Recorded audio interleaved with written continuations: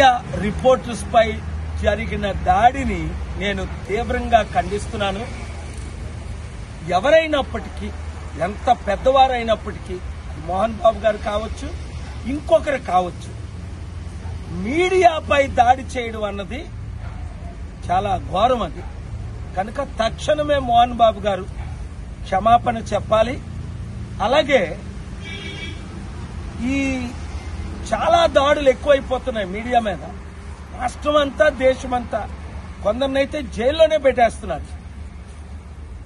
దీని కొరకు ప్రజాస్వామ్యంలో మీడియా బ్రతుకుంటేనే మనం బ్రతుకుండేది. దయచేసి ఎవరు ఎమ్మెల్యేలు గాని, ఎంపీలు గాని, సర్పంచ్లు గాని ఎవరు కూడా మీడియా రిపోర్ట్స్ మీద ఈ రోజు నుంచి దాడి చేయకండి. God bless you. Media reporters పై జరిగిన దాడిని నేను తీవ్రంగా ఖండిస్తున్నాను.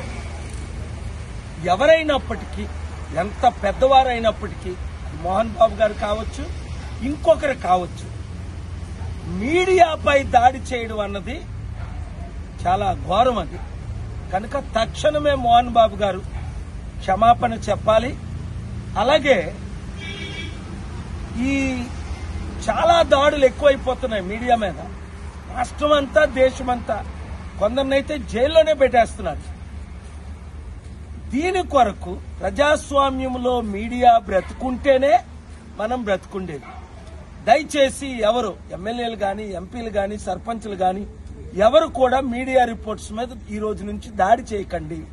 God bless you.